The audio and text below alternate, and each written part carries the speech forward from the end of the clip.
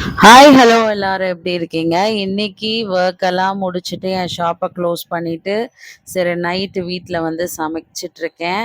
இன்னைக்கு என்ன பண்ணலான்னா வரும்போதே காய்கறி எல்லாம் வாங்கிட்டு வந்தேன். அதுக்கப்புறம் சிக்கன் வாங்கிட்டு வந்தேன். ஸோ சப்பாத்தியும் சிக்கனும் பண்ணிடலாம் இப்போன்னு சொல்லி கடன்னு ஃப்ரெஷ்அப் ஆகிட்டு மூஞ்சி கை கால்லாம் கழுவிட்டு வந்து கடன்னு வெங்காயம் கட் பண்ணிட்டு இருந்தேன். என் வீட்டுக்கார் சிக்கன் கழுவிட்டு இருந்தார். ரெண்டு பேரும் மாற்றி மாற்றி ஹெல்ப் பண்ணிக்குவோம். ஸோ சீக்கிரமாக குக் பண்ணி சாப்பிட்லாம். டெய்லி வெளியே சாப்பிட முடியாது, கொஞ்சம் லேட்டாக தான் வீட்டுக்கு வருவோம். ஸோ அதனால தான் நான் வெங்காயம் கட் பண்ணிகிட்டு இருந்தேன். ஆல்ரெடி மணி வந்து 9:30 மணி ஆயிடுச்சு. ஸோ இப்போ தான் சமைக்க ஆரம்பிச்சிருக்கோம். எண்ணெய் ஊற்றி பட்டை கிராம்பு ஏலக்காய் அதெல்லாம் போட்டு ஒரு கடன்னு ஒரு சிக்கன் கிரேவி செஞ்சிடலாம். இப்போ வெங்காயத்தை வதக்கிக்கலாம்.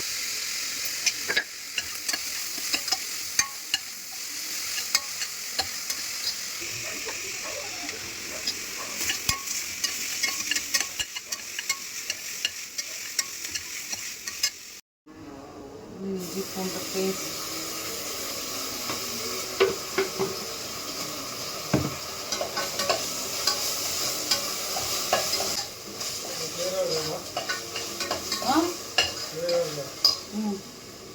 ரெண்டு தக்காளி அரைச்சிட்டேன்.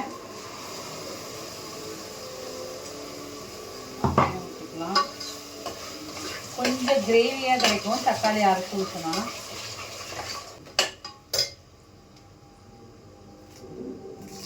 கருவேப்பிலை,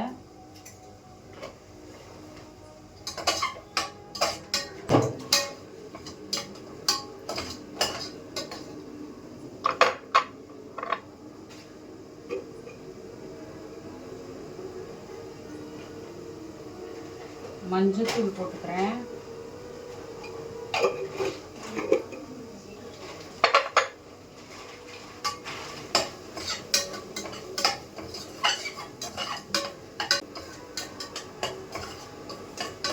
இப்போ வெங்காயம் தக்காளியை நல்லா வதக்கிட்டாலே எல்லா கிரேவியுமே சூப்பராக இருக்கும்.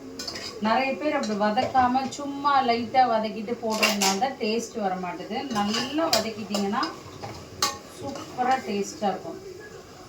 பாருங்க, நல்லா குழஞ்சிருச்சு.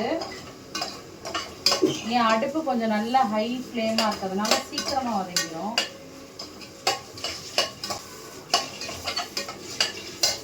இப்போ பாருங்க எப்படி சூப்பராக வதங்கிடுச்சு.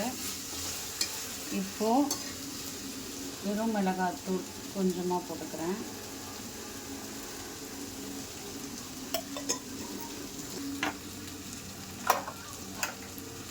இப்போ வந்து இது எல்லாம் சேர்ந்து அரைச்ச மிளகாத்தூள் கொஞ்சமாக போட்டுக்கிறேன். ஒரு தனியாத்தூள்,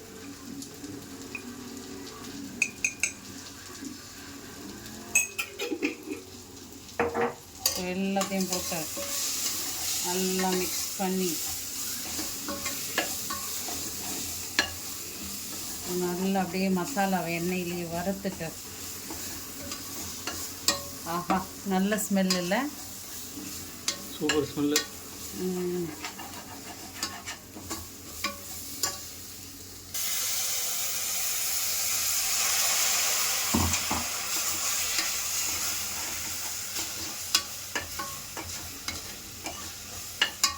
இங்கே காமிங்களேன். வாவ், நல்லா வீடியோவில் கூட அந்த கலர் தெரியல, ரெட்டிஷாக இருக்குது.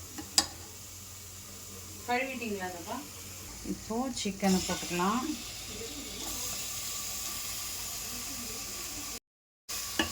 அப்படி போட்டு ஆஹா, இன்னும் கொஞ்சம் சால்ட்டு போட்டுக்கலாம். ஏற்கனவே கொஞ்சம் போட்டிருக்கேன்.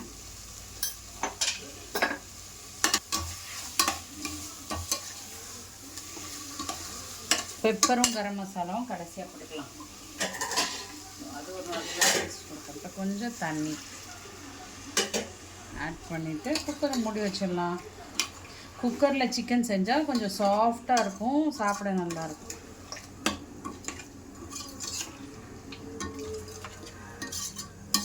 ஏன்னா நமக்கு டைமும் இல்லை இப்போ கடாயில் செய்கிறதுக்கு, டக்குன்னு செய்யணுன்றதுனால குக்கரில் வச்சுட்டேன்.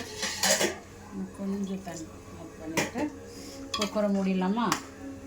இது கொஞ்சம் டேஸ்ட் பண்ணுங்கள்.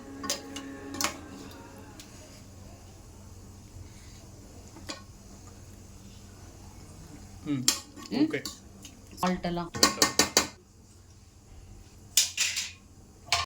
அப்புறம் குக்கரை மூடி வச்சாச்சு. குக்கரில் சிக்கன் செஞ்சால் தான் எனக்கு ரொம்ப பிடிக்குது. அது ஏன்னு தெரில. சிக்கன் வந்து சாஃப்டாக இருக்குது. கடாயில் என்ன தான் வேக போட்டாலும் கொஞ்சம் ஹார்டாக இருக்க மாதிரி எனக்கு ஃபீல் ஆகுது. அதனால தான் குக்கரில் செஞ்சேன். நல்லா கிரேவியாகவும் செய்யலாம், டக்குனும் செஞ்சிடலாம். ஸோ சிக்கனை வச்சுட்டு நான் வந்து சப்பாத்தி மாவு பிணைய ஆரம்பிச்சிட்டேன். ஸோ 2 பேருமே ஒர்க் முடிச்சுட்டு வீட்டுக்கு வந்து எந்நேரமாக இருந்தாலும் செஞ்சு சாப்பிட்டோம். ஸோ வீட்டு சாப்பாடு என்றைக்குமே வீட்டு சாப்பாடு தாங்க. என்றைக்கா முடியலன்னா வெளியே சாப்பிட்லாம். ஸோ வீட்டில் தான் எப்போவுமே மோஸ்ட்டாக செஞ்சு சாப்பிடுவோம். ஸோ நான் சப்பாத்தி மாவு பெரட்டி கொடுத்துட்டேன். அவர் சப்பாத்தி தேய்ச்சி கொடுத்தாரு. அதுக்கப்புறம் கரண்ட்டு போயிடுச்சு ஃப்ரெண்ட்ஸ். அப்புறம் என்ன பண்ணுறதுன்னு தெரில. அதுக்கப்புறம் சரி மாடியில் உட்காந்து சாப்பிட்லாம். நல்ல காற்று வந்துச்சு வெளியே. அதனால் மாடியில் உட்காந்து சாப்பிட்லான்னு சொல்லிட்டு நாங்கள் சாப்பிட ஆரம்பிச்சிட்டோம். இதுவும் நல்லா தான் இருந்தது அன்றைக்கி. ஸோ ரொம்ப டயர்டாக ஒர்க் முடிச்சுட்டு வந்து கரண்ட்டு போச்சேன்னு ஃபீல் பண்ணிகிட்டு இருந்தோம். ஆனாலும் மாடியில் நல்ல காத்தோட்டமாக இருந்துச்சு. அதனால் நல்ல ஒரு சப்பாத்தி சிக்கன் வச்சு நாங்கள் சாப்பிட்டு இப்படி தான் போச்சு இன்றைக்கி டே. ஸோ நல்லா சாப்பிட்டுட்டு நாங்கள் வந்து அப்புறம் கொஞ்ச நேரத்தில் கரண்ட் வந்துச்சு. அதுக்கப்புறம் போய் படுத்துட்டோம். ஸோ இன்றைக்கி டே எங்களுக்கு இப்படி தான் போச்சு. உங்களுக்கு இந்த வீடியோ பிடிச்சிருந்தா லைக் பண்ணுங்கள், ஷேர் பண்ணுங்கள், சப்ஸ்கிரைப் பண்ணுங்கள். கண்டிப்பாக என்னைக்கா ஒரு நாள் சமைச்சு மாடியில் உட்காந்து சாப்பிட்டு பாருங்கள். சூப்பர் ஃபீலிங்காக தான் இருக்குது. பாய்.